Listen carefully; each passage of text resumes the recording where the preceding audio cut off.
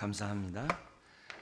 하나님의 말씀은 마태복음 26장 57절 이하의 말씀입니다. 마태복음 26장 57절에서 75절인데요. 이 시간 68절까지 한 절씩 교도하시겠습니다. 57절. 예수를 잡은 자들이 그를 끌고 대제사장 가야바에게로 가니 거기 서기관과 장로들이 모여 있더라. 베드로가 멀찍이 예수를 따라 대제사장의 집들에게까지 가서 그 결말을 보려고 안에 들어가 하인들과 함께 앉아 있더라. 제사장들과 온 공회가 예수를 죽이려고 그를 칠 거짓 증거를 찾으매 거짓 증인이 많이 왔으나 얻지 못하더니 후에 두 사람이 와서 이르되 이 사람의 말이 내가 하나님의 성전을 헐고 사흘 동안에 지을 수 있다 하더라 하니 대제사장이 일어나서 예수께 묻되 아무 대답도 없느냐 이 사람들이 너를 치는 증거가 어떠하냐 하되 예수께서 침묵하시거늘 대제사장이 이르되 내가 너로 살아계신 하나님께 맹세하게 하노니 내가 하나님의 아들 그리스도인지 우리에게 말하라. 예수께서 이르시되 내가 말하였느니라.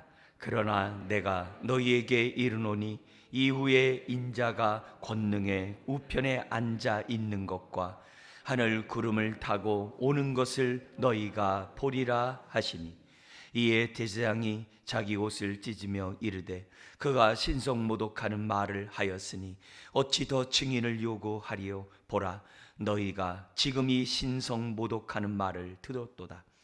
너희 생각은 어떠하냐. 대답하여 이르되 그는 사형에 해당하니라 하고 이에 예수의 얼굴에 침 뱉으며 주먹으로 치고 어떤 사람은 손바닥으로 때리며 이르되 그리스도야 우리에게 선지자 노릇을 하라. 너를 친 자가 누구냐 하더라. 아멘. 먼저 하나님의 은혜와 여러분의 기도 덕분에 성지순례 잘 다녀왔습니다. 저 북쪽 단에서부터 남쪽 부에사베까지 그리고 아브라함과 이삭과 야곱이 다녔던 그런 족장의 길, 또 출애굽한 이스라엘 백성이 이제 38년 끝나고 이 가나안 땅으로 들어올 때 왕의 도로를 통해서 이제 들어오기로 원했지만 에돔 족속이 모압 족속이 거부함으로 이제 광야길로 돌아서 다시 이제 모압 평야로 이제 돌아오게 되거든요. 이제 그런 여정들, 예수님의 어떤 모든 여정들 또한 두루 다녔고 예수님이 세례 받으시고 또 세리요한이 참수당한 그런 장소 이런 곳곳을 다니면서 하나님의 말씀을 이제 묵상하게 됐습니다. 그래서 어느 장소에 가면은 구약에서부터 신약까지 어떤 사건들이 이제 다 떠오르는 그런 이제 시간들이기 때문에 뭐 바쁘고 또 분주한 상황에 있었지만 하나님의 은혜 가운데 다시금 또 이 성경의 그러한 역사의 장소를 이렇게 순례하고 왔습니다. 그러니까 삼손이 정말 싸웠던 그러한 골짜기, 다윗이 골리앗을 이겼던 골짜기, 여러 골짜기들 또 이렇게 보면서 이런 데서 이렇게 만군의 여호와의 이름을 부르셨구나, 이런 것들을 많이 묵상하면서 왔습니다. 또 기회가 되는 대로 여러분들도 가셨으면 좋겠고 또 갔다 온 그런 내용들을 또 여러분들에게 나누는 시간들이 있었으면 좋겠습니다. 오늘 말씀의 제목은 63절에 있는 것처럼 예수께서 침묵하시거늘이라는 그런 말씀을 가지고 오늘 좀 주의 말씀을 나누기 원합니다. 우리가 다 읽지 않았습니다만 우리 본문은 57절부터 68절까지 가야바 앞에서 신문을 받으시는, 재판을 받으시는 예수님, 그리고 69절서부터 75절까지는 그 대제사장 뜰에서 예수님을 3번 부인하는 베드로의 사건, 이 두 가지의 사건을 통해서 정말 우리가 십자가를 믿고 또 십자가를 사랑하고 또 십자가를 짊어지고 주님 가신 길을 가는데 과연 십자가를 사랑하는 모습이 어떤 모습인가? 주님의 모습과 또 베드로의 모습을 이렇게 비교 대조하면서 오늘 나는 정말 십자가를 사랑하는 자인가? 정말 십자가를 사랑하는 자인가를 다시 한번 생각하는 이 시간이 되었으면 좋겠습니다. 먼저 우리 첫 번째 우리 말씀 본 57절부터 68절에 가야바 앞에서 대제사장 가야바 앞에서 신문 재판을 받으시는 예수님의 말씀에 대해서 먼저 우리 보고 또 교훈을 살피고 또 두 번째 사건을 보도록 하겠습니다. 먼저 이 재판은 진실을 가려내기 위한 재판이 아니라 미리 죽이겠다라고 계획한 불법 재판임을 우리들에게 보여줍니다. 그러나 이런 불법 재판 중에서도 우리는 매우 귀중한 예수님의 입에서 나오는 하나님의 말씀을 우리가 들을 수가 있습니다.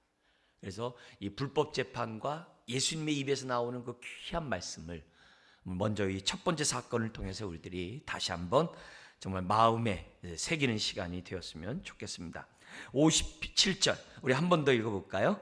예수를 잡은 자들이 그를 끌고 대제사장 가야바에게로 가니 거기 서기관과 장로들이 모여 있더라. 요한복음에서는요 대제사장 가야바로 가기 전에 가야바의 장인이었던 그리고 대제사장직을 예전에 했었던 안나스에게 먼저 갔다가 가야바로 온 걸로 기록되어 있어요. 그러니까 가야바에 오기 전에 그의 장인 안나스 대제사장에게까지 먼저 간 것을 보면 그 사람이 실세라는 거죠. 어느 정도 실세냐면은 그의 사위인 여기 가야바가 대제사장이 되게 할 뿐만이 아니라 이 가야바 그 다음에 4명의 자녀들이 다 대제사장을 해요. 4명의 자기 집안에서 다 하는 거죠. 그러니까 얼마나 막강한 힘을 갖고 있는 대제사장이 안나스였다는 것을 성경은 우리들에게 또 역사는 우리들에게 증거하고 있습니다. 근데 문제는 지금 다 그 가야바로 갔는데 그 자리에 가야바만 있는 것이 아니라 서기관과 장로들이 다 모여 있다는 거예요. 이 말을 다른 말로 하면 거기에 뭐냐면 회의가 열린 거예요. 근데 이 회의를 갖다가 성경에서는 산헤드린 공의회라고 그래요. 산헤드린. 그건 최고의 그러한 이 법정 기구가 산헤드린이에요. 여기서 이제 예수님을 사형 언도를 내리는 최고 이제 법정 이 높은 그러한 이 회인데요. 그 모임이 모여 있는 거예요. 그것도 뭐냐면 불법으로 예수님을 죽이려고. 율법에 의하면 재판은 밤에 열리면 안 돼요. 그 율법에 의하면 그 피고인, 예수님과 같은 피고인에 대한 그 인권이 보장되어 있는 것이 율법이에요. 그런데 재판이 한밤중에 그것도 대제사장만 있는 것이 아니라 산헤드린 공회에 속한 자들이 다 모여가지고 예수님을 죽이려고 지금 모여 있다는 사실입니다. 앞에서 보면 여러분도 우리가 앞에서 봤습니다만 명절에는 죽이지 말자 그랬어요. 명절에는 죽이지 말자. 그런데 명절에 죽이는 거 하는 거예요. 지금 얼마 전에 6월절이 끝났어요. 6월절이 끝나고 새벽이 되는 그 시간에 어떤 행동을 하냐면 6월절 음식을 갖다 다 불태우면서, 왜냐하면 양을 10명당 이렇게 양을 한 마리씩 잡으면서 뭐냐면 이렇게 6월절 잔치를 벌이거든요. 그러면 음식이 남잖아요. 그럼 그 음식을 갖다가 내일 또 먹어야지 그런 게 아니라 남은 양고기들을 갖다 다 태워버립니다. 왜 태워버리냐? 우리는 자유인이고 우리는 하나님이 우리의 일용할 양식을 공급해주는 하나님의 백성이다 라는 신앙 고백 속에 6월절이 끝나면 새벽이 오기 전에 다 불태우면서 감사 예배를 드리는 그 시간이에요. 그 시간에, 그러니까 6월절을 그렇게 지켜야 되는 거예요. 그 시간에 뭐 하고 있는 거예요? 예수님을 불법으로 죽이기 위하여 그들이 모여 있다는 거예요. 벌써 그 자체가 하나님 뜻에 안 맞는 거예요. 그럼 왜 그랬느냐? 6월절에 명절은 하지 말자고 했는데, 죽이지 말자는데 왜 그러냐? 다른 게 아니라 예수님이 여리고성에 들어올 때 많은 백성이 뭐 했어요? 종려나무 가지를 흔들면서 호산나 다윗의 자손이요 우리를 구원하소서 하면서 막 그렇게 하니까 예루살렘 성 전체가 진동했다고 그랬어요. 심지어는 뭐냐면은 바리새인을 비롯한 사람들이 앞에 기록을 보면은 온 백성이 그를 따르는도다 그랬어요. 뿐만 아니라 지금 며칠 동안 성전에 와가지고서 예수님이 얼마나 많은 일들을 했어요. 그죠? 성전을 뒤엎어버리지 하지 않나. 많은 토론 속에서 예수님의 그런 권세가 드러나질 않나. 이런 속에서 더 이상 죽음을 미룰 수가 없는 거예요. 지체할 수가 없는 거예요. 그러나 이 모든 것 배후에는 하나님의 뜻이 있었던 거죠. 어떤 뜻이요? 예수님은 6월절의 어린 양처럼 인류의 모든 죄, 저와 여러분들의 모든 죄를 대신 6월절의 어린 양으로 죽으셔야만 하는 것이 하나님의 뜻이었던 거죠. 그러니까 그 뜻을 이루고자 하는 그러한 배우가 이 사건 속에 있는 것을 보게 됩니다. 자, 그런데 여러분 좀 성경 지식을 조금만 더 보강하기 위해서 59절에 대제사장 가야바만 있는 것이 아니라 59절에 보니까 대제사장들이라고 돼 있어요. 대제사장이 하나가 아니라 들 돼 있어요. 복수로 돼 있어요. 여럿이 있다는 거죠. 그 가운데서는 이제 우리가 안나스 같은 사람도 우리가 생각해 볼 수도 있고요. 그 다음에 보통 이 대제사장은 아론의 후손으로 정말 풍채도 좋고 인품과 덕망이 있고 많은 사람들에게 존경을 받는 그 사람이 대제사장이 되게 돼 있어요. 그런데 예수님 시대에는 여러 명의 대제사장이 있었던 거예요. 그리고 아론의 대제사장이 한번 대제사장 되면 죽을 때까지 대제사장을 했어요. 근데 예수님 당시에는 몇 달 하는 대제사장들도 있었어요. 왜 그러냐? 다 정치적이었던 거예요. 그러면 왜 이렇게 정치적으로 변질되었는가? 더구나 왜 예루살렘 성전 예수님으로부터 강도의 구렬이라는 말을 들을 정도로 이게 종교적으로 타락했느냐? 이들이 다 불법을 행하는 자들이었기 때문에 그래요. 무슨 말이냐면은 예수님 당시의 대제사장은 아론의 후손이 아니었어요. 누가 했냐면은 그 이스라엘이 로마의 정복하에 있기 전에는 그리스, 알렉산더 대왕 아시잖아요. 그 그리스의 통치를 받고 있었어요. 통치를 받고 있는 가운데 그 이스라엘 사람들 가운데 제사장 그룹들이 있습니다. 레위 지파의 제사장 그룹. 이 제사장 그룹이 반란을 일으켜가지고 그리스로부터 독립을 했었어요. 독립을 한 것까지는 좋은데 문제는 거기 있었어요. 그것도 제사장이었던 레위 지파가 반란을 일으켜가지고 이스라엘을 회복한 것은 좋았어요. 그럼 거기서 끝났어야 되는데 레위 지파의 사람 중에 대제사장이 된 거예요.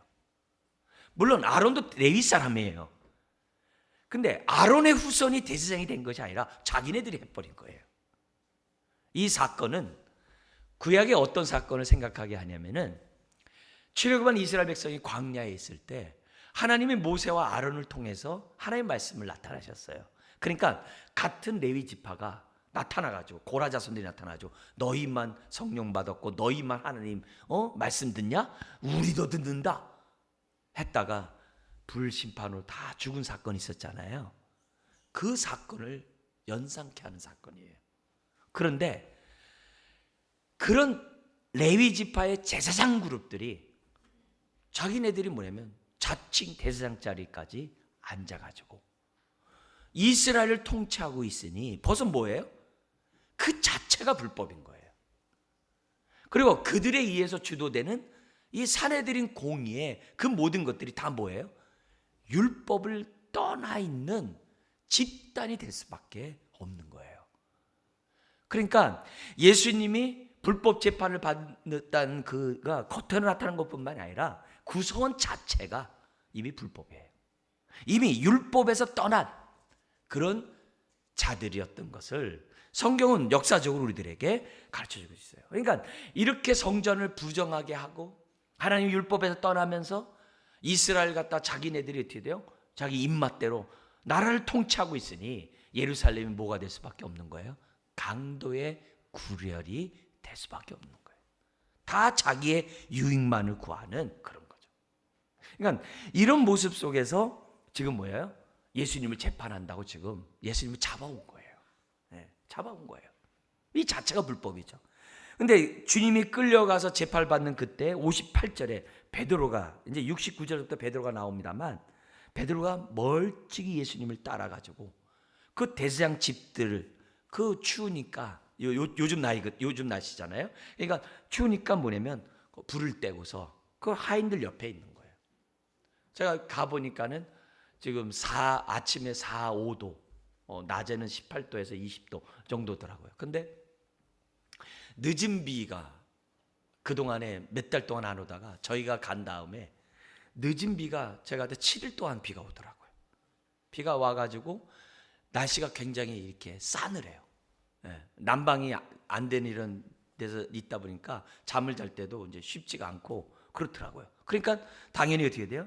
날씨가 쌀쌀했을 그때 아니겠어요? 그래서 집들에까지 가서 지금 불을 쬐면서 그 하인들 옆에 베드로가 있는 거예요.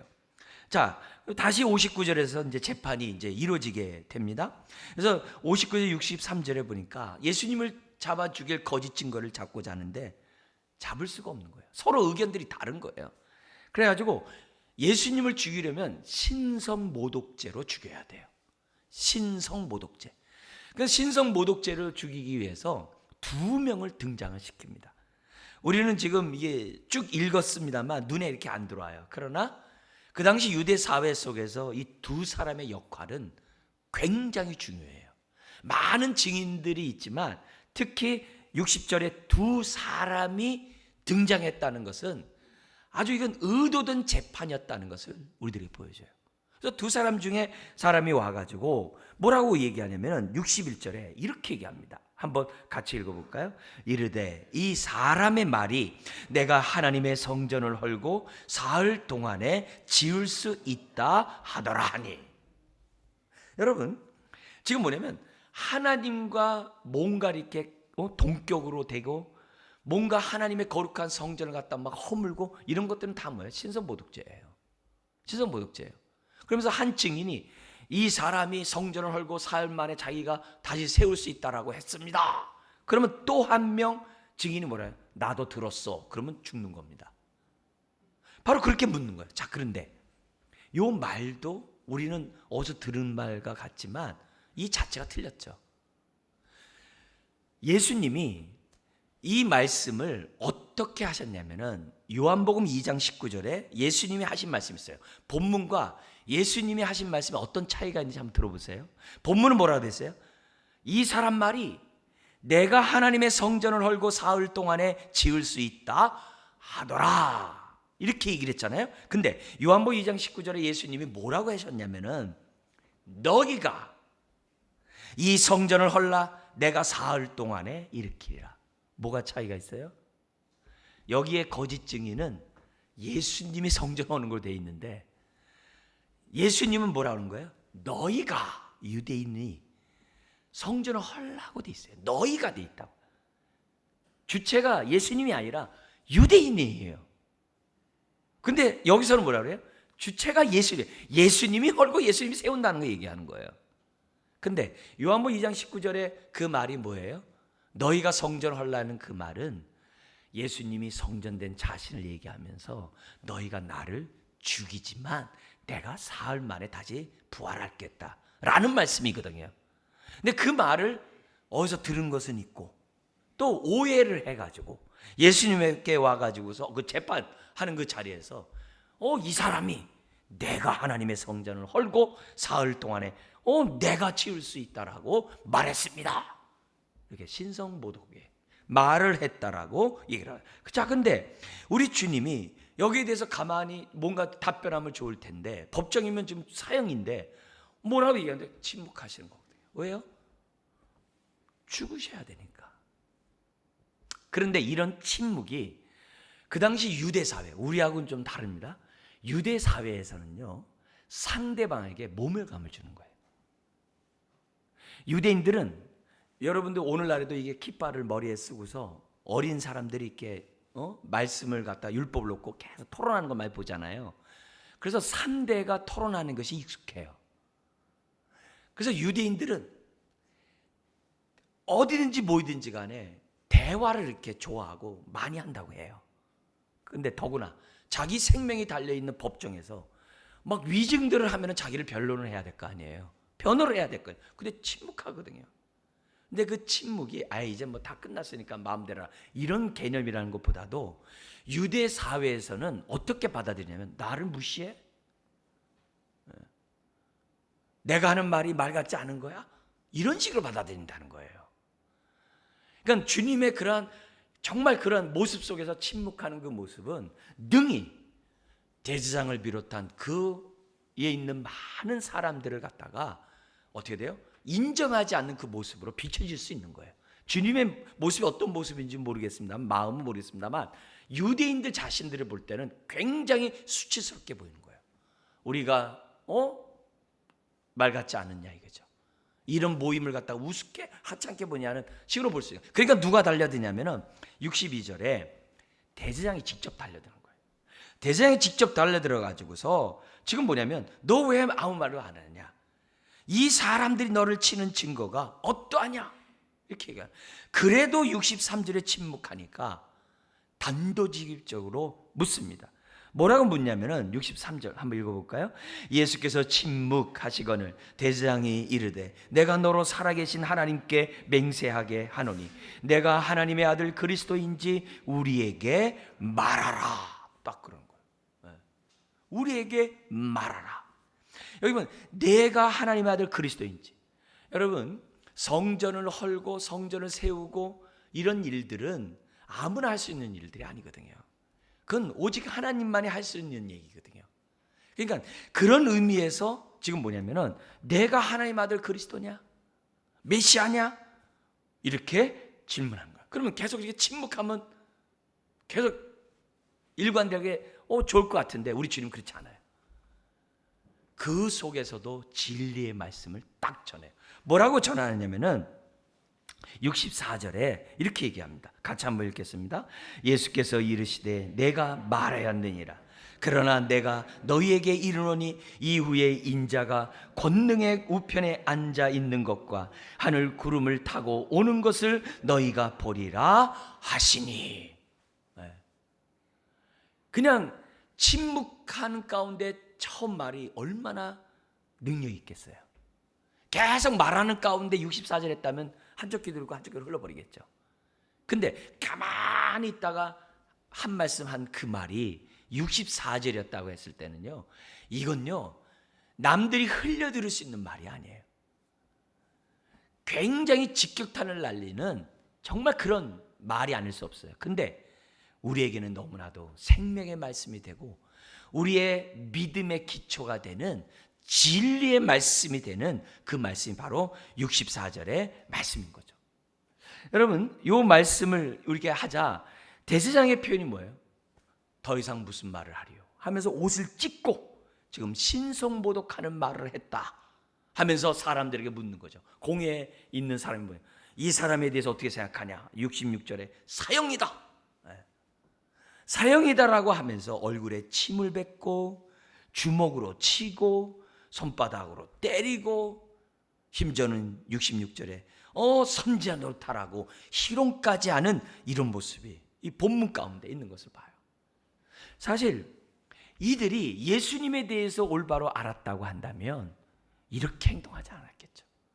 더구나 예수님 자신이 64절까지 네가 하나님의 아들 그리스도냐? 네 말이 네가 말하였다 라고 얘기했을 때 그 말을 듣고 깨달았다면 주춤했었어야죠. 그게 아니라 예수님이 자신이 누구인지를 분명히 알렸음에도 불구하고 그들은 어떻게 돼요? 예수님을 죽이기로 작정한 대로 예수님을 갖다가 죽이려고 했던 것을 오늘 이 성경 우리들에게 가르쳐줘요. 여러분, 우리가 이 본문에서 좀 더 부연 설명으로 이 거짓 증거, 위증이 얼마나 무서운 죄인지를 우리가 좀 알아야 돼요. 율법에서는 그 당시 유대인이라면 모를 사람이 없어요. 이 위증이 얼마나 무서운 죄악인지를 유대인들이 다 알아요. 왜냐? 율법에 기록되어 있거든요. 그래서 민수기 35장 30절에서는요, 성경에 뭐라고 하냐면은 남이 죽는, 정말 죽고 사느냐 이 문제 앞에서는 함부로 증인이 쓰지 말라라는 것만이 아니라 어떤 건의조차 하지 말래요. 너희 말 때문에 사람이 죽을 수 있다고 하면 의견조차 내지 말라고 그래요. 그만큼 생명이 정말 한 사람이 죽고 사느냐 문제에 있는 데서는 신중해야만 할 것을 율법에 기록되어 있어요. 그러면서 뭐라고 그러냐면은 만약에 죄가 없는데 죽는 것이 후에 밝혀지면 그 모든 핏값을 그 증인 2명이 책임지게 되어 있다는 것이 율법이에요. 그러니까 여기 성경에 특별히 2명이나 나왔다라고 하는 그것은요, 어떤 두 사람이냐면은 지금 뭐예요? 이 사람이 이렇게 말하는 거 들었습니다. 나도 그렇습니다. 라고 두 사람만 말하면 죽는 거거든요. 바로 이런 이 두 사람은 율법에 기록된 대로 책임을 지는 사람이에요. 이 사람의 죽음에 대해서 책임을 지는 거예요. 만에 하나라도 잘못된 재판에 의해서 죄가 없음에도 불구하고 죽었다고 한다면 그 핏값은 이 두 사람이 질 수밖에 없는, 그것이 바로 율법이에요. 그러면 왜 유대 사회에서 왜 이렇게 거짓 증거에 대해서 이렇게 엄격하게 말하고 있는가? 다른 게 아니에요. 그 이유를 유대인들의 해석이 있어요. 유대인들의 해석이 있는데 성경에 따라 한 해석이 뭐라고 되어 있냐면, 왜 우리가 진리 가운데 살아야 되고 거짓 가운데 우리가 살면 안 되느냐? 왜냐하면 이 세상은 진리 위에 세워질 수 있고 공의 위에 세워질 수 있고 하나님의 샬롬 위에 세워질 수 있는 것이 이 세상이라는 거예요. 그런데 만약 우리가 거짓을 얘기하고 부정을 얘기하면 이 세상은 세워질 수 없다는 거예요. 여러분, 사람과의 관계에서도 거짓이면 관계가 형성되지 않잖아요. 신앙도 진리 위에 믿음이 있는 것이지 진리가 없는 것에 어떻게 믿음이 생길 수 있겠어요? 오늘 우리가 이처럼 이렇게 주 앞에 나와 예배하는 것이 뭐예요? 진리의 말씀을 아멘하기 때문에 이 자리에 온 거잖아요. 신앙도 진리 위에 세워지는 거거든요. 사람과의 관계도 진리 위에 세워지는 거거든요. 여러분, 작년에 우리나라에 굉장히 그 경제적으로 이렇게 막 아주 소란스러운 때가 있었어요. 강원랜드의 재정 그 문제 때문에 2천억, 우리나라 규모로 보면 2천억이 이렇게 많은 게 아니거든요. 그게 제대로 안 돼가지고 나라 전체가 휘청거렸어요. 굉장히 무서운 사건이거든요. 뭐냐면 그만큼 우리나라가 서로 신뢰하고 믿고 서로 의지할 수 있는 그런 사회 분위기가 아니라는 거거든요. 작은 돈에 우리나라 전체가 휘청거렸다는 얘기는 그거보다 좀 더 컸을 때는 어떤 위험이 올지 끔찍한 사건이 우리나라에 벌어졌거든요. 그러니까 우리도 이 나라가 견고하게 살아가려면 신용이 이루어져야 되거든요. 그래야 사회가 세워지거든요. 마찬가지예요.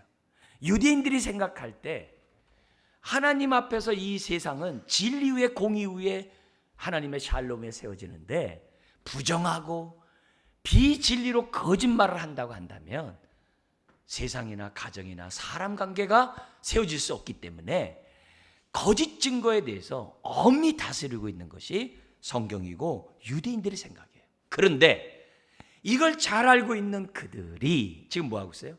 불법 재판하고 있는 거예요. 더구나 뭐예요? 자격도 없는 사람들이 결국 그들이 판결을 내렸던 예수님에 대한 유죄는 의미가 없는 거예요. 그것을 지금 뭐예요? 성경 우리들에게 가르쳐줘요. 예수님 자신이 하나님의 아들로 죄가 없는 것을 두말할 것도 없고 이 재판하는 이 사일 자체가 어떻게 돼요? 법적인 효력이 없다는 것을 성경 우리들에게 가르쳐주고 있는 거예요. 자, 그렇다면 이 첫 번째 사건을 통해서 우리가 이 재판이 합법적인 재판이 아니라는 사건과 사실과 함께 우리가 알아야 될 것이 있어요. 그것이 바로 뭐냐면은 64절에 예수님의 입에서 나온 이 말씀을 오늘 이 아침에 우리가 붙잡아야만 한다는 거죠. 뭐 여기 불법을 행하는, 율법을 지키지 않은 것들은 너무 많아요. 예를 들면 대제사장이 자기 옷을 찢는다? 이것도 율법에 틀린 말이에요. 왜냐하면 대제사장은 하나님께 속한 자이기 때문에 자기 가족이 죽는다 할지라도 제사장은 옷을 찢을 수 있지만 대제사장은 자기 옷을 찢으면 안 됐어요. 그게 율법에 명시되어 있어요. 그럼에도 불구하고 자기 분을 못 이겨서 율법을 어기는 이런 만행들을 행하는 것이 이때 상황이에요. 전체가 총체적인 불법이에요. 자, 이런 가운데 오늘 우리가 붙잡아야 될 것은 예수님의 입에서 나오는 하나님의 말씀이에요. 그게 64절이에요. 이 말씀은 오늘 우리의 믿음의 기초가 되어야 되고, 왜? 진리의 말씀이니까.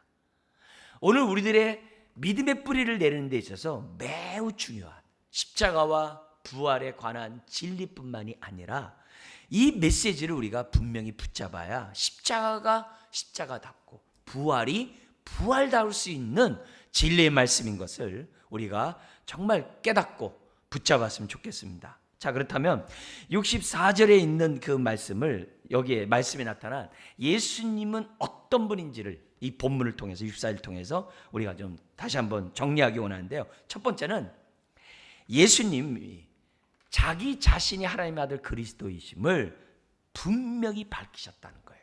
첫 번째, 즉 예수님은 하나님의 아들 그리스도라는 거예요. 그래서 64절 이렇게 시작합니다. 내가 하나님의 아들 그리스도인지 우리에게 말하라. 예수께서 말합니다. 내가 말하였느니라. 그렇다는 거예요. 똑같은 사건을 기록한 마가복음 14장에서는 뭐라 하냐면 내가 그니라 이렇게 답했어요.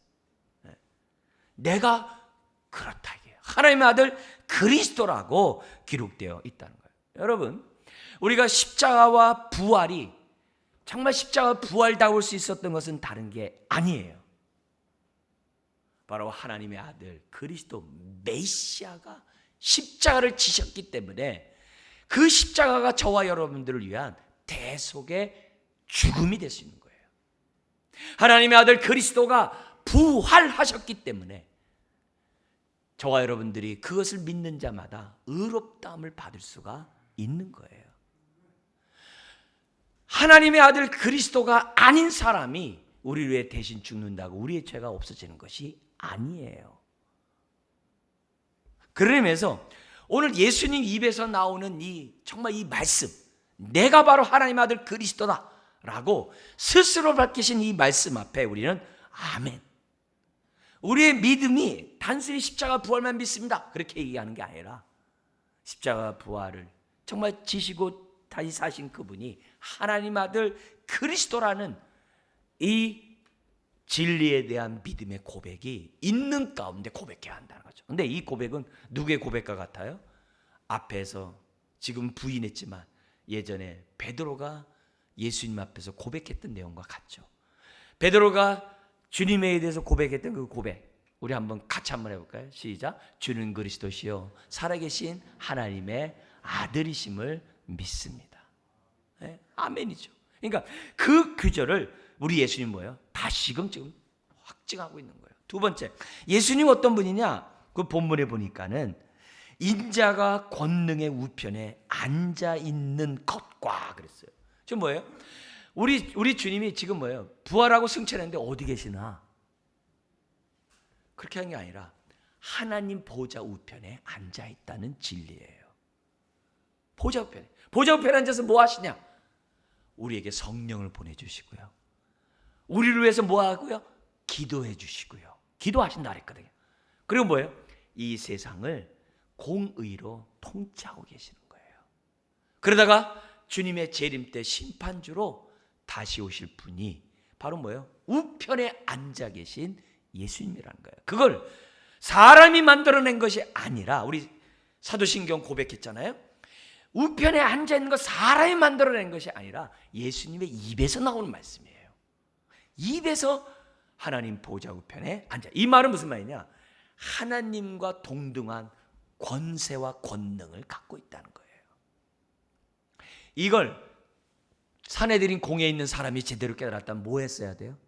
성부 하나님께 엎드려 영광을 돌렸던 것처럼 예수님에게 엎드려 경배를 했었어야 돼요. 근데 이 진리가 그들에게는 생명의 말씀이 되지 못했어요. 그리고 죽였어요. 자, 오늘 우리들이 예수님에 대한 분명한 신앙이 뭐냐? 지금 보좌 우편에서 우리를 위해 기도하고 있다는 거예요. 그걸 우리들이 믿으셔야 돼요. 세 번째, 예수님은 어떤 말씀을 자신에 대해서 말했습니까? 뭐냐면은 이렇게 얘기해요. 하늘 구름을 타고 오는 것을 너희가 보리라. 하늘 구름을 타고 오는 것을 너희가 보리라. 이게 뭐예요? 재림할 예수님에 대한 다시 오시마 말씀하시는 예수님의 모습을 봅니다. 여기 구름을 타고 온다는 이 얘기는 우리는 익숙하지 않아요. 그러나 유대인들은 그리스도가 구름을 타고 이 땅에 온다는 사실을 다 알고 있어요. 우리는 잘 몰라요. 유대인들은 다니엘이 예언한 다니엘서 7장 13절에 있는 얘기거든요. 구름을 타고 메시아가 이 땅에 온다는 사실에 대해서 다 알고 있어요. 그러니까 이런 얘기를 들으니까 대제사장이 자기 옷을 찢는 거죠. 이걸 통해서 우리가 알아야 될 진리의 믿음이 뭐냐? 우리 주님은 심판주로 반드시 다시 오신다는 사실을, 예수님의 입에서 나왔다는 사실을 우리들이 아멘해야 한다는 거예요. 여러분, 이걸 우리들이 확실히 깨닫고 믿을 때 주님이 가신 그 길을 따라갈 수 있는 거예요. 왜냐? 십자가가 끝이 아니라는 거예요. 부활이 있고 훗날이 어떻게 돼요? 하나님 앞에 우리가 다 서게 될 것이라는 거예요. 그래서 지금 도망가고 예수님을 갖다 3번씩 부인했던 베드로라 할지라도 이것을 깨달은 다음부터는 어떻게 돼요? 베드로가 거꾸로 매달려 십자가에 죽을 수 있는 사람이 될 수 있다는 거예요. 왜요? 죽음이 끝이 아니라는 것을 알았기 때문에. 사랑하는 성도 여러분, 무엇보다도 예수님의 입에서 나온 이 진리의 말씀에 아멘하고 우리의 믿음의 뿌리를 깊게 뿌리를 내리셔야 됩니다. 이걸 우리들이 깨달을 때 이분이 우리를 위해서 죽으신 십자가가 우리의 십자가가 되는 거고, 주님의 부활이 저와 여러분들의 부활이 되는 겁니다. 이걸 우리가 다시 한번 깊이 깨닫고, 우리가 40일 신앙 훈련하는 가운데 있는 이 특별한 이 기간 동안에 내가 믿는 예수 그리스도가 어떤 분인지 오늘 이 말씀에 굳건한 믿음을 갖길 주의 이름으로 축원합니다. 자, 그러면서 두 번째 사건이 이제 등장합니다. 69절에서부터 75절인데요. 예수님을 세 번 부인한 베드로. 3번은 뭐예요? 확증이라고 했어요. 우리 지난번에 말씀을 드렸죠. 여기 보면 본문은 3번씩이나 예수님을 부인합니다. 첫 번째가 69절 70절에 한 여종에게, 71절 72절은 두 번째, 그리고 73절 74절은 세 번째 불 곁에 같이 쪼고 있는 사람에게 부인합니다. 자, 그런데 베드로가 예수님의 당이라는 그 패거리라는 것을 어떻게 알았을까요? 뭐 보고 할까요? 베드로가 예수님 옆에 있는 것을 봤기 때문에 그럴까요? 물론 그런 것도 있을 수 있겠죠. 근데 오늘 본문을 보니까 73절에 베드로가 예수님과 같은 한 패라는 것을 알게 하는 말씀이 있어요. 같이 한번 73절 읽어볼까요? 조금 후에 곁에 섰던 사람들이 나와 베드로에게 이르되 너도 진실로 그 도당이라 내 말소리가 너를 표명한다 하거늘. 말소리를 보고 한다는 거예요. 이게 무슨 말이냐면 우리나라에도 사투리가 있잖아요. 예루살렘과 달리 저 북쪽 갈릴리는요 굉장히 거칠었답니다. 그리고 로마에게 반항을 많이 하고 반란군의 주둔지가 갈릴리 지역에 있었대요. 그리고 가장 힘든 삶을 살았던 사람 가운데 하나가 누구냐면 그 당시에 어부라고 합니다. 그러니까 베드로가 어부 출신이잖아요. 그러니까 여러모로 볼 때 베드로는 어떻게 돼요? 말이 셀 수밖에 없어요. 항상 우리나라에서도 보면 쌀 하는 사람이 있는 반면에 살 하는 사람이 있잖아요. 그게 구분이 되잖아요. 근데 이 말이 이렇게 강한 발음은 전란을 겪고 위기를 겪고 어려운 일을 겪게 되면 말들이 굉장히 강해진다고 합니다. 근데 저 북쪽의 갈릴리 사람들은 하도 힘들게 삶을 살다 보니까 이 사람들은 기질적으로도 굉장히 이렇게 아주 그런 기질들을 갖고 있다 보니까 아주 강한 사투리 썼던 것 같아요. 그러니까 거기 13절에 내 말소리가 너를 표방한다라고. 너 북쪽 갈릴리 사람 아니냐? 이런 거 보면 예수님도 사투리 쓰시지 않았나 이런 생각이 이제 들 정도로 어쨌든 그런 얘기를 합니다. 그런데 거기에 따라서 이제 베드로가 이제 부인을 하는데 세 번 부인의 강도가 달라요. 먼저 첫 번째 70절에 보면 나는 네가 무슨 말하는지 모르겠다 그렇게 해요. 근데 두 번째는 뭐라고 그러냐면 72절에 맹세하여 부인한대요. 맹세가 들어갔어요. 세 번째는요 74절이에요. 더 세요. 같이 한번 74절 읽어볼까요? 그가 저주하며 맹세하여 이르되 나는 그 사람을 알지 못하노라 하니 곧 닭이 울더라. 저주하며, 아니 맹세 앞에 저주가 들어있어요.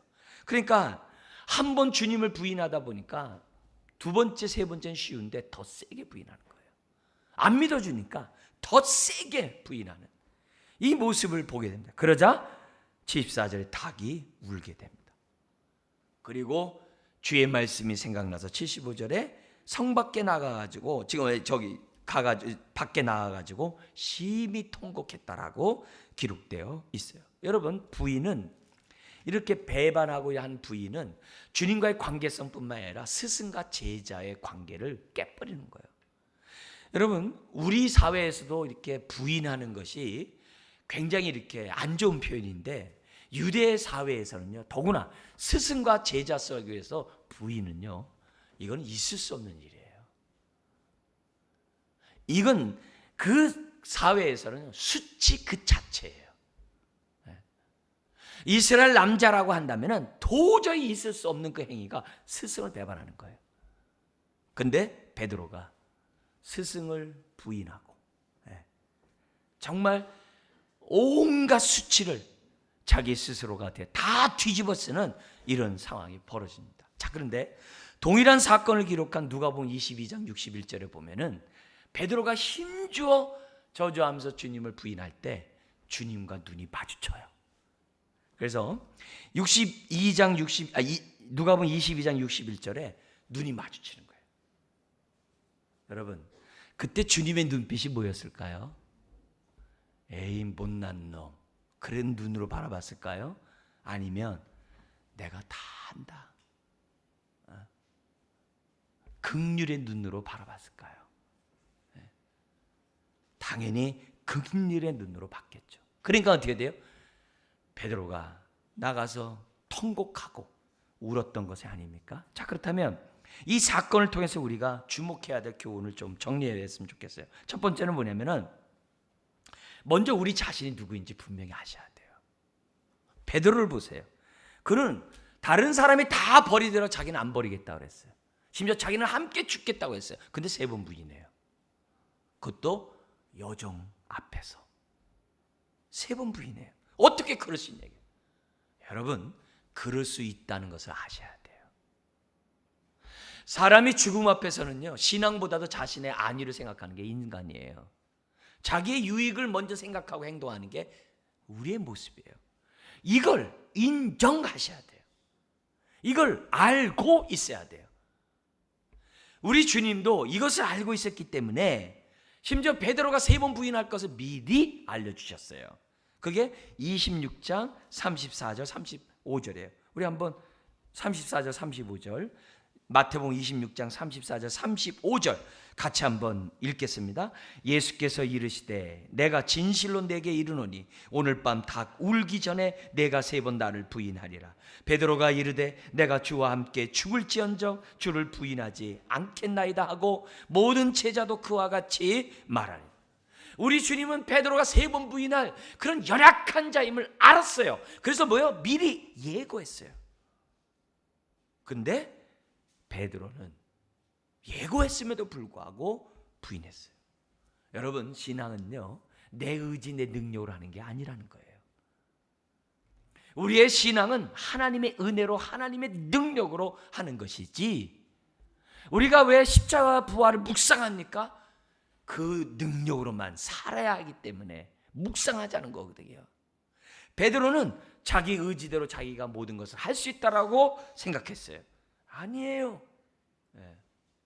신앙은 철저히 하나님의 은혜 속에서 하나님의 능력 속에서 해야 되는 거예요. 심지어는요, 세 번 부인할 것만 알려준 게 아니라 그 시험을 이길 수 있는 방법 또한 알려줬어요. 그 방법이 뭐예요? 나와 함께 기도하자는 거죠. 그죠? 나와 함께 기도. 그래서 겟세마네에서 뭐라고 그러냐면은 얘기하는 거죠. 그래서 그 26장 38절에 뭐라 그러면은 너희는 여기 머물러 나와 함께 깨어 있으라. 그런 시험을 이길 수 있는 그 힘이 기도라는 것을 또한 알려줬어요. 여러분, 우리가 내 스스로가 우리가 할 수 없는 걸 두말할 것도 없고, 심지어는 우리의 이런 모든 문제를 해결할 수 있는 것은 기도라는 사실을 주님이 알려줬어요. 우리가 주기도문에서 시험에 들지 말게 하옵시며, 여러분 시험 드는 게 저와 여러분이에요. 나는 시험에 안 들어, 그렇게 말할 수 있는 사람 없죠. 저와 여러분 중에서 누가 연약하지 않은 사람이 어디 있어요? 성경이 그랬잖아요. 우리는 연약한 질그릇이라고. 그리고 뭐예요? 아내는 더 연약한 그 질그릇이라고 그러잖아요. 다 깨지기 쉽다는 거예요. 여자만이 아니라 남자도 깨지기 쉽다는 거거든요. 이런 깨지기 쉽다는 것, 시험에 들지 말게 하옵시며, 시험 들 수밖에 없는 존재라는 거예요. 근데 그걸 이길 수 있는 방법이 뭐예요? 기도라는 것을 우리들에게 보여줘요. 근데 안타깝게도 베드로는 주님이 3번 할 수만 있거든 이 잔을 내게서 옮기소서 정말 기도했지만 제자들은 다 뭐예요? 마음은 온유로되 하면서 그냥 자는 거죠. 그리고 이기지 못하는 거죠. 우리가 무엇보다도 신앙생활하는 저와 여러분들은 하나님의 은혜 없이는 살 수 없이다라는 그 분명한 고백을 우리가 해야 됩니다. 그리고 기도함으로 하나님의 은혜와 능력을 덧입는 저와 여러분들이 돼야 돼요. 우리가 40일 신앙 훈련하는데요, 내가 마음만 먹으면 내가 뭐 성경 묵상하고 읽고 내가 암송하죠. 됩니까? 아니죠. 은혜를 구하고 하나님의 능력을 구해야 묵상하고 암송하고 우리들이 뭐예요? 기도할 수 있는 거죠. 두 번째, 우리가 본문에서 우리가 생각해야 될 것은 뭐냐면, 베드로가 다시 하나님의 제자로 쓰임 받을 수 있었던 것은 그가 통곡했기 때문이라는 것을 알라는 거예요. 통곡. 여러분 75절을 한번 읽겠습니다. 이에 베드로가 예수의 말씀에 닭 울기 전에 내가 3번 나를 부인하리라 하심이 뭐요? 생각나서 밖에 나가서 심히 통곡하니라. 여러분, 왜 진작 생각났으면 부인 안 할 텐데. 그래도요, 늦게라도 생각나는 게 은혜예요. 생각나지 않으면 가룟 유다처럼 자살하는 거예요. 생각했기 때문에 뭐예요? 통곡했다는 거예요. 하나님 말씀이 지금 이렇게 우리가 들어요. 저도 전하고 여러분 들어요. 근데 이 말씀이 나에게 생각이 나야 나의 말씀이 되는 거예요. 생각 안 나면 베드로처럼 그냥 가버리는 거예요. 부인하는 거예요. 우리가 하나님 말씀을 들으면서 내 마음 신비에 새겨달라고 기도하는 이유가 뭐예요? 때를 따라 주의 말씀이 기억나고 생각나게 해달라고. 우리 마음에 새기는 거 아니겠어요? 그러니까 여기서 보면은 베드로가 하나님의 제자로서, 수제자로서 그렇게 사역을 감당할 수 있었던 것은 다른 게 아니라 그가 어떻게 돼요? 울었기 때문이라는 거예요. 자, 그런데 이 사건을 보다 더 자세하게 기록한 게 누가복음 22장에 나와요. 거기 보면은 여기 한번 화면에 나와 있는 말씀 한번 볼까요? 누가복음 22장 31절, 32절에 보면은 여기에 대한 이제 추가적인 그러한 이 말씀이 나오는데 같이 한번 읽겠습니다.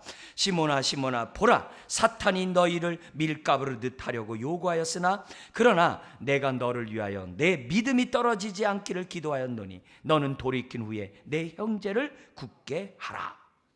여러분 3번 부인할 것을 알 뿐만이 아니라 주님이 뭐라면 너는 돌이킨 후에, 회개하고 돌이킬 줄 아셨다는 거예요. 너는 돌이킨 후에, 그래서 뭐라면 내 형제를 굳게 하라. 뭐예요? 너와 똑같다는 거야. 다른 성도들도 다 연약하고 그렇다는 거야. 그러니까 그 사람들의 믿음을 잡아주라는 거예요. 그 얘기를 하고 있는 거예요. 근데 그러면서 우리가 이 본문에서 주님이 하신 말씀을 알아야 될 게 뭐냐면, 베드로가 3번 부인하게 된 배경이 뭐예요? 그 배후에 누가 있다는 거예요? 사탄이 있다는 거예요. 우리가 시험에 드는 그 배후에 누가 있다고요? 사탄이 있다는 거예요. 우리가 넘어지는 그 배후에 누가 있다고요? 사탄이 있다는 거예요.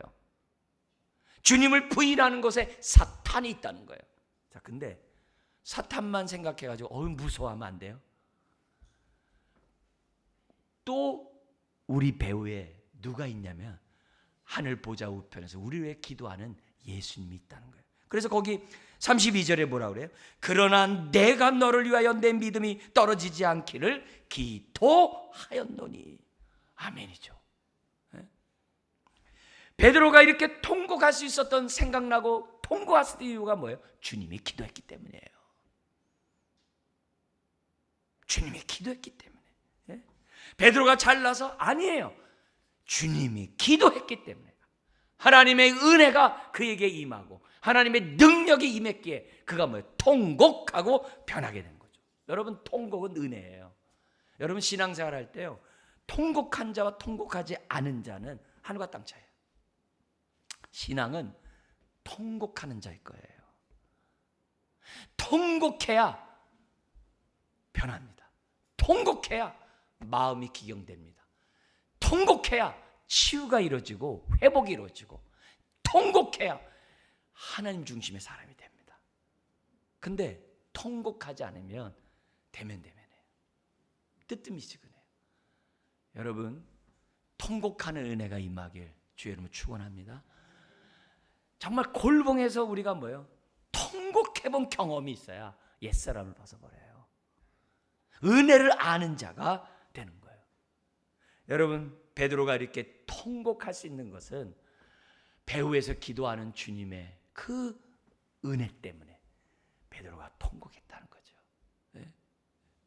요번에 가서도 베드로의 그 통곡의 그런 눈물에 기도하는 그런 모습들, 이런 것들 이렇게 묵상하게 되잖아요. 다 현장에서.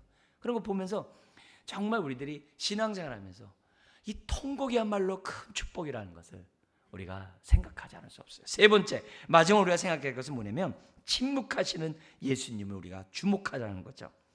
베드로는 자기 목숨을 살리기 위해서 3번씩이나 저주하며 자기가 살고자 했어요. 그러나 예수님은 저와 여러분들을 구원하기 위해서 침묵하셨어요.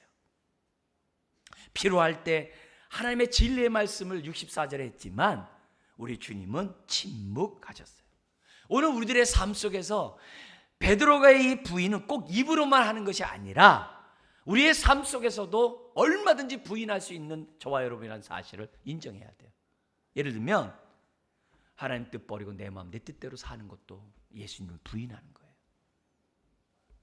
하나님이 원하는 그 길을 가지 아니하고 내 생각, 정과 욕심대로 살아가는 그것도 부인하는 거예요. 이런 부인의 모습으로 우리들이 살아갈 것이 아니라, 꼭 입술로 말하지만 행동으로 부인할 게 아니라 오늘 침묵하면서 십자가를 짊어지셨던 주님의 모습을 저와 여러분들이 본받아야 돼요. 예수님이 이렇게 침묵하면서 십자가를 질 수 있었던 이유는 뭐예요? 십자가의 의미를 알았기 때문에 그래요.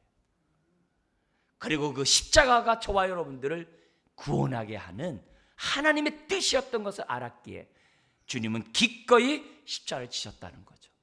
여러분, 오늘 우리들이 신앙생활하면서 우리들이 정말 침묵할 때 침묵하고 말해야 될 때 말하는 이런 모습이 주님이 오늘 우리들에게 요구하는 모습이라는 거죠.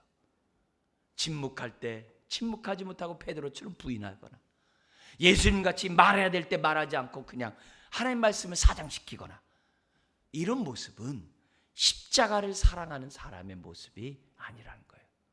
여러분, 우리 주님은 영광 중에 다시 재림하신다고 분명히 말씀했어요. 그때 우리가 주님 앞에 어떤 말을 들을 것인가? 우리 예수님이 그랬어요. 사람들 앞에서 물은 나를 시인하는 자는 내가 아버지 앞에서 너희를 시인한다 했어요. 오늘 우리들이 십자가를 사랑하는 자로서 말과 삶을 통해 주님을 시인하는 저와 여러분들 되시길 주의 이름으로 축원합니다. 기도하겠습니다. 아버지 하나님, 참으로 십자가를 의미를 알고 우리가 십자가를 사랑하고 살아갈 때 참으로 우리가 주님처럼 행동할 수 있지만, 그러나 이 십자가의 의미를 알지 못할 때 베드로처럼 부인하는 삶을 살아가는 것을 보게 됩니다.